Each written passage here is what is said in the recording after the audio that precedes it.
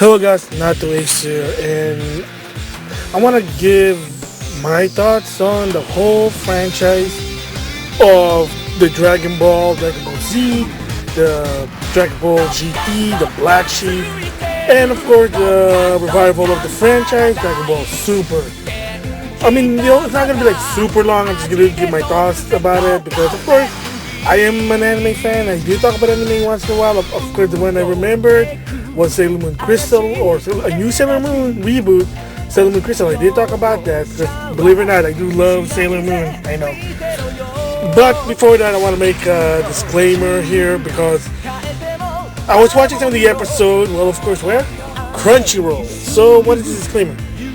This video itself is not sponsored by Crunchyroll. I'm not sponsored by Crunchyroll.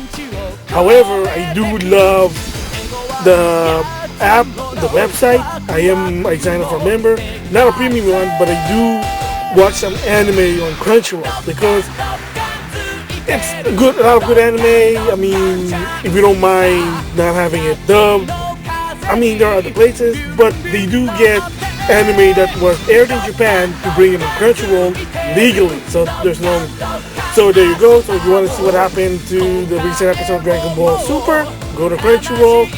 Very awesome. And if you don't mind sub, there you go. So, but for me, like I said, I prefer dub.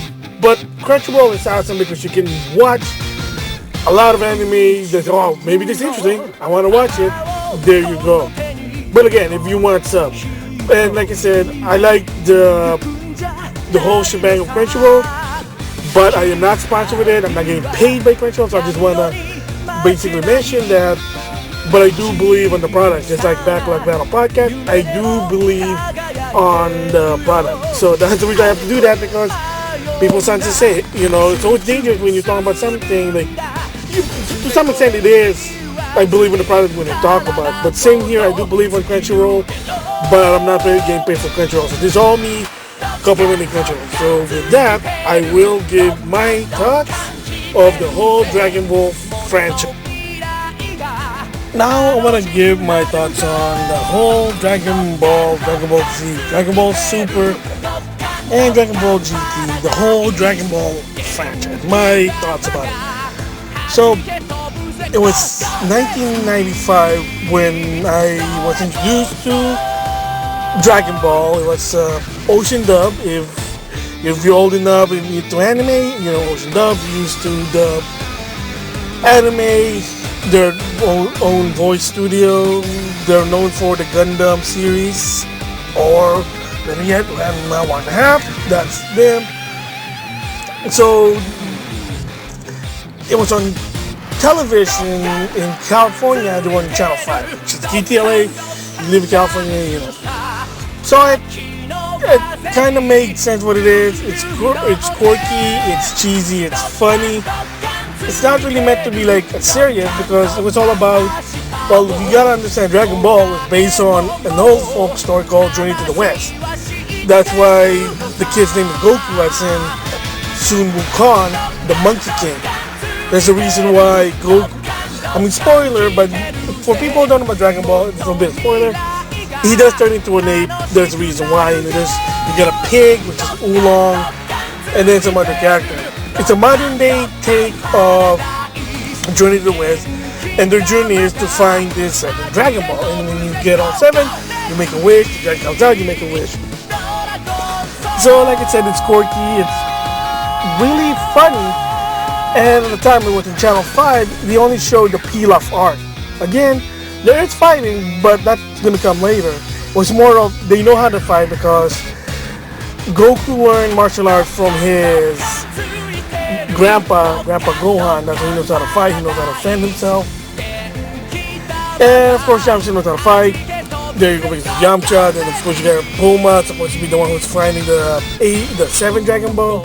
And then of course you got the Turtle Hermit, which is Master Roshi, the OG, the real Kung Fu, because he does get big and he's a good martial artist.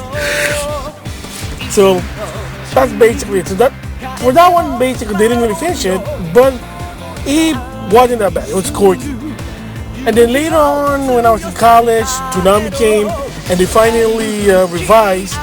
This time it was Funimation took over, they revised Dragon Ball, and it's much better now. It's less edited, but it still has a bit of editing. But again, it has that quirkiness to it, cuteness, the joke, shouldn't be taking it seriously. And they showed all the art. Not only the Pilaf arc, then the Red Ribbon arc, and then there's only 3, and then the third one is the King Piccolo arc, which is kind of sort of the view of Piccolo, but he's in the end. So again, same thing, quirkiness, a little, but with the Red Ribbon Army, it was kind of interesting that Goku sort of went a bit serious, because he actually took on, again, spoiler, he took on the Red Ribbon Army by himself. His friends were going to try to help him, but by the time they reached there, everybody in the Red Ribbon Army was defeated, and he saved the world from the Red Ribbon Army. And then later on is King Piccolo arc, because the story is that Pilaf, I can't really remember, I only saw it once. Pilaf found King Piccolo somewhere, he released him. The deal is, if you release King Piccolo, they should get wealth, riches. That's always been what King Pilaf is, Emperor Pilaf. If he just wants money, he wants riches, those that cliche. That one a little bit got darker a bit, because it actually showed character dying. Yet the arc, sadly, in King Piccolo arc, there were basically people die. Again, spoiler for people who didn't see, I do apologize, but for people who see what Dragon Ball is, yes, Goku is one of his new best friends, Krillin, who's a monk but knows how to fight. He died, Satoshi died trying to trap King Piccolo with the containment wave. Kind of failed because it was too old. And Tien's best friend, Chaozu, he tried to stop King Piccolo, and once again, he died. So yeah, for the first time also, unfortunately died. He went a bit darker, the King Piccolo arc, but again, there was still less quirky this time, but yeah. And of course, the epilogue, well, sort of the end of the arc basically was every arc in the end, there's always going to be a world martial arts tournament. And this latest one basically was introduced to Piccolo, which is King Piccolo's son. One of the basically, hint or foreshadowing was, before King Piccolo was about to die, he kind of spit out an egg, which is Piccolo, and then of course, it was a time skip. Goku was a teenager, and then you see he fights Piccolo, and it's a gruesome battle because Piccolo can remember from King Piccolo, hey, you're the guy that defeated King Piccolo, I want revenge, and there you go. So yeah, that's like Dragon Ball in a nutshell. In the beginning it's quirky, Red Ribbon Army was a little bit less quirky, but when it comes to the King Piccolo arc, yeah, it was very sort of, it got real.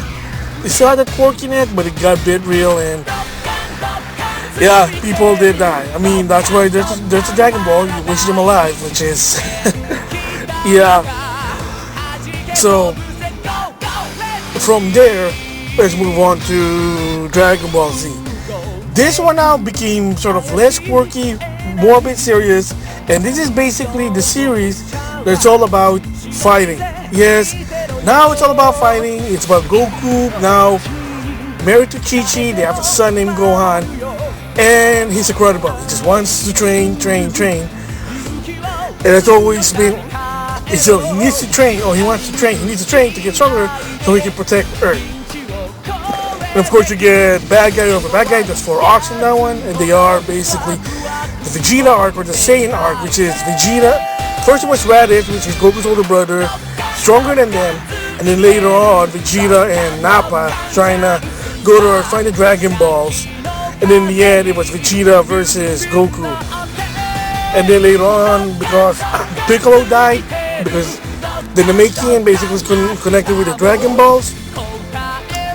Again, spoiler there, they have to go to Namek to find Porunga, the Namekian's version of the Dragon Ball, and that's the Frieza arc, the Frieza storyline. And basically, you try to, well, to some extent save the Namekian, stop Frieza from destroying the universe. There you go. Then later on, we'll skip. Then it comes to the Cell arc. Basically, one of the greatest mad scientist doctor who used to work for the Red Ribbon Army. So it's all sort of Red Ribbon Army. Dr. Jerome basically built, he basically built an android to stop Goku. But apparently they went rogue. They wanted to do their own thing. And at the same time, you get introduced to a new character named Trunks, or Future Trunks, or for some people they even call him, maybe Future Trunks in a different way, Trunks No Future, or some people even call it No Future Trunks, and just a lot of meaning to it. Most is Trunks supposed to be in the future, but for some, the reason someone say like maybe No Future Trunks is because of his bleak history, which is in this timeline, Trunks, everybody from the Dragon Ball Z characters, including Vegeta, died. They all died, so there's no Dragon Ball.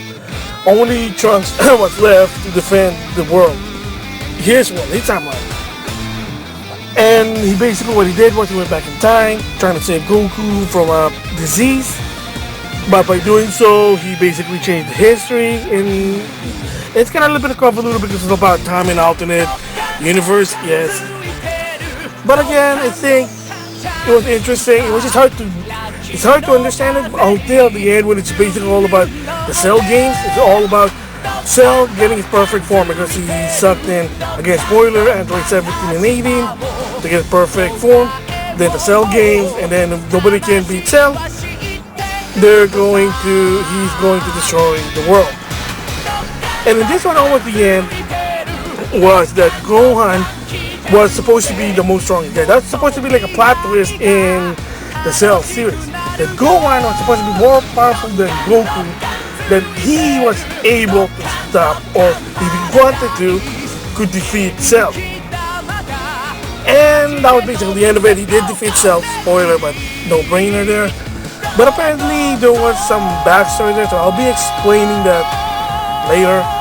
But Axis 3 arc, the Saiyan arc, Frieza, and Cell, they're good. Again, there's quirkiness, it was more serious. And believe it or not, after the Cell series, this is the interesting part, that Akira Toriyama, there was some report that he was gonna end it with the Cell series. Somehow people didn't want that, the fans didn't want that, the editors said, hey, can you do another arc? Can you do something different? So comes in the Blue arc, which is a very, very post-skip, and a lot of things have changed.